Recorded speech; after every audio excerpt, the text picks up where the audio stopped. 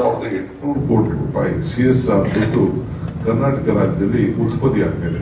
ಅದಕ್ಕೆ ಅವ್ರಿಗೆ ಹೇಳಿದ್ದೀವಿ, ನೀವು ನೆಕ್ಸ್ಟ್ 3-4 ಇಯರ್ಸ್ ನಿಮ್ಮ ಎಲ್ಲ CSR ಆಕ್ಟಿವಿಟೀಸ್ ನಿಲ್ಲಿಸಿ ಎಜುಕೇಶನ್, ಫಸ್ಟ್ ಪ್ರೈಮರಿ ಎಜುಕೇಶನ್ಗೆ ನೀವು ಆದ್ಯತೆಯನ್ನು ಕೊಡಬೇಕು ಅಂತೇಳಿ ಒಂದು ಕಮಿಟಿ ಮಾಡಿ ಚೀಫ್ ಮಿನಿಸ್ಟ್ರು, ನಾನೇ ಅದಕ್ಕೆ ಅಧ್ಯಕ್ಷರಿದ್ದೀನಿ, ನಮ್ಮ ITBT ಮಿನಿಸ್ಟ್ರು, ನಮ್ಮ ಇವರು industries minister, skill development minister, ಮಹಿಳಾ ಮಿನಿಸ್ಟ್ರು ಮತ್ತು ಇಬ್ಬರು ಎಜುಕೇಶನ್ ಮಿನಿಸ್ಟ್ರು ಅವರೆಲ್ಲ ಕೂಡ ಸೇರಿ ಒಂದು ಕಮಿಟಿ ಮಾಡಿ ಈಗಾಗಲೇ ಡೆಪ್ಟಿ ಕಮಿಷನರ್ಸ್ಗಳಿಗೆಲ್ಲ ಮಾತಾಡಿದ್ದೀವಿ.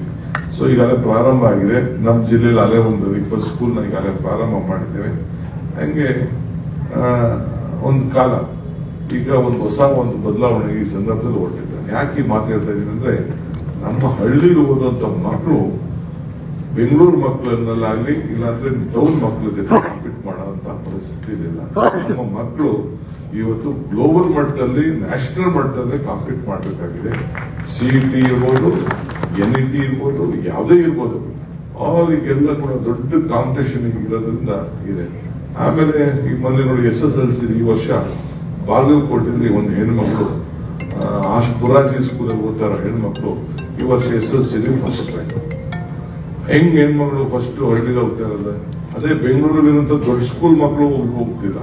ಹಳ್ಳಿರುವಂತ ಮಕ್ಕಳು ಅಷ್ಟು ಚೆನ್ನಾಗಿ ವಿದ್ಯಾಭ್ಯಾಸವನ್ನ ನಮ್ಮ ಗ್ರಾಮೀಣ ಪ್ರದೇಶದ ಮಕ್ಕಳು ಕೂಡ ಇವತ್ತು ಆ ರೀತಿ ವಿದ್ಯಾಭ್ಯಾಸವನ್ನು ಮಾಡಕ್ಕೆ ಅವ್ರಿಗೆ ಶಕ್ತಿ ಇದೆ. ಅವ್ರಿಗೆ ನಾವು ಸಪೋರ್ಟ್ ಮಾಡಬೇಕು, ಅವ್ರಿಗೆ ಸಹಾಯ ಮಾಡಬೇಕು, ಟ್ಯಾಲೆಂಟ್ ಮಾಡಬೇಕು.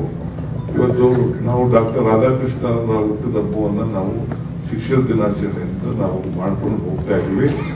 ಅದಕ್ಕೆ ನಮ್ಮ ಪಕ್ಷದ ವತಿಯಿಂದ ಕೂಡ ಇವತ್ತು ನಾವು ಈ ಕಾರ್ಯಕ್ರಮವನ್ನು ಹಮ್ಮಿಕೊಂಡಿದ್ದೇವೆ. ಸಪರೇಟ್ ಸೆಲ್ ಇದೆ, ರೆಪ್ರೆಸೆಂಟೇಷನ್ಸ್ ಇದ್ದಾರೆ. ಎಲ್ಲರೂ ಕೂಡ ಇವತ್ತು ಬಹಳ ಜನ ನಮ್ಮ ಶಿಕ್ಷಕರ ಕ್ಷೇತ್ರದವರು, ಬಹಳ ಜನ ಪಾಲಿಟಿಷಿಯನ್ಸ್ ಕೂಡ ಎಲ್ಲ ಕೌನ್ಸಿಲ್ ಬರ್ತಾ ಇದ್ದಾರೆ, ಮಂತ್ರಿಗಳಾಗಿದ್ದಾರೆ. ಬಹಳ ಇದೊಂದು ದೊಡ್ಡದು 33-34% ಅಷ್ಟು ಹಣನ ಇಡೀ ದೇಶದಲ್ಲಿ ಶಿಕ್ಷಣ ಕ್ಷೇತ್ರಕ್ಕೆ ನಾವು ಬೇಕಾದಷ್ಟು ಖರ್ಚನ್ನ ನಾವು ಮಾಡ್ತಾ ಇದ್ದೀವಿ. ಈಗ ಹಿಂಗೆ ಅಂತಂದ್ರೆ ಶಿಕ್ಷಕರಿಗೂ ಒಂದು ದೊಡ್ಡ ಜವಾಬ್ದಾರಿ ಹೆಚ್ಚಿಗೆ ಇದೆ. ಮೊದಲಾದ ಶಿಕ್ಷಕರು ಗುರುಗಳಿಗೂ ಹುಡುಗರುಗಳಿಗೂ ಆ ಸಂಬಂಧನೇ ಬೇರೆ ಇತ್ತು. ಈಗ ಮೊದಲೆಲ್ಲ ಚೆನ್ನಾಗಿ ಶಿಕ್ಷಕರು ಅಂತ ನಾನು ಓದ್ತಾ ಇರ್ಬೇಕಾದ್ರೆ ನನಗೆ ಕಿವಿ ಹಿಡಿಯೋದು, ದೊಣ್ಣೆ ಎತ್ಕೊಂಡು ಹೊಡೆಯೋದು ಮೇಷ್ಟ್ರು ಬೇಕಾದಷ್ಟು ನಮ್ಗೆ ಭಯದಿಂದ ನಮ್ಮನ್ನ ಓದಂಗೆ ಮಾಡ್ತಿದ್ರು.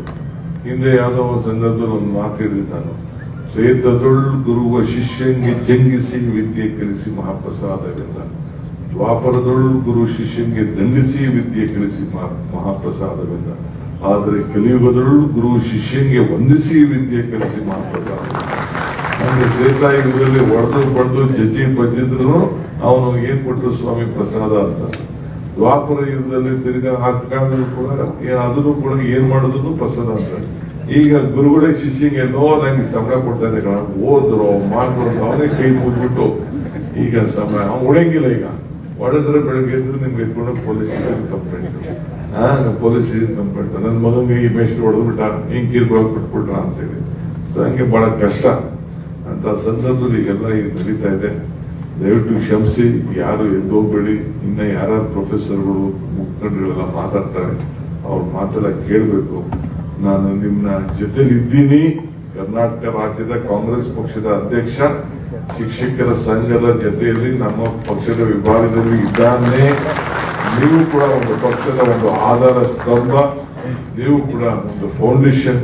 ಆ ದೃಷ್ಟಿಯಿಂದ ನಾನು ನಿಮ್ಮನ್ನೆಲ್ಲ ಭೇಟಿ ಮಾಡಬೇಕು, ಶುಭ ಹಾರೈಸಬೇಕು. ನಮ್ಮ ಅಧ್ಯಕ್ಷರಿಗೆ, ನಮ್ಮ ಪದಾಧಿಕಾರಿಗಳಿಗೆಲ್ಲ ಕೂಡ ಶುಭ ಹಾರೈಸಬೇಕು ಅಂತೇಳಿ ಬಂದಿದ್ದೇನೆ. ಇನ್ನು ಬಹಳ ವಿಚಾರ ಬೇರೆ ಸಂದರ್ಭದಲ್ಲಿ ಹಂಚ್ಕೊಳ್ಳೋಣ. ಎಲ್ಲರಿಗೂ ನಮಸ್ಕಾರ.